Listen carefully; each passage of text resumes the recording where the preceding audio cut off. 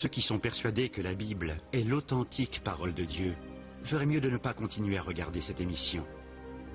Car ce programme explore la possibilité que la foi soit davantage issue du mythe que des Écritures. Une opinion partagée par de plus en plus d'érudits et confortée par la découverte de documents anciens qui nous éclairent sur les origines du christianisme, sur le monde antique et sur Jésus, Fils de Dieu.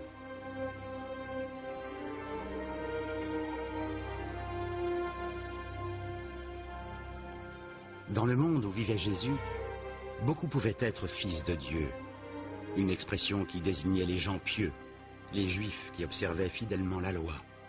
Même chose chez les païens. Fils de Dieu est une expression utilisée dans les mystères, mais dans le sens où nous dirions docteur en théologie par exemple, c'est-à-dire fils de Dieu, quelqu'un qui a reçu des informations sur la divinité.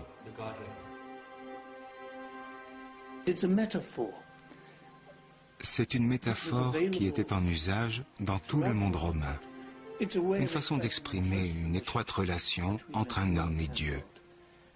Et Jésus, en son temps, était loin d'être le seul fils de Dieu. Tous ceux qui avaient un rang, empereur ou autre, se proclamaient fils de Dieu et ont eu des vies pleines de prodiges. Fils de Dieu n'est pas une expression réservée aux gens pieux et savants. Elle désigne aussi les puissants. Dans l'Égypte ancienne, tous les pharaons étaient fils d'Osiris, fils de Dieu. Prenez Alexandre le Grand. C'est lui qui a réuni les pays méditerranéens pour en faire l'empire grec. Sa mère, initiée au culte de Dionysos, l'a élevé dans l'idée qu'il était né d'une immaculée conception, qu'il était né d'un dieu. Elle était la Vierge Mère? Absolument. Jules César est fils de Dieu. Il a une ascendance divine. Comme tous les autres empereurs romains le proclameront par la suite. L'idée d'être fils de Dieu est une idée très répandue durant toute l'Antiquité. Jésus lui-même s'est-il jamais proclamé fils de Dieu? Pour autant qu'on le sache, Jésus ne s'est jamais appelé fils de Dieu.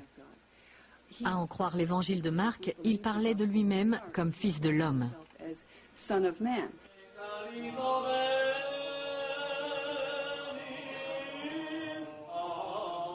Et pourtant, le dogme selon lequel Jésus est le seul et unique Fils de Dieu est la pierre angulaire de la foi chrétienne.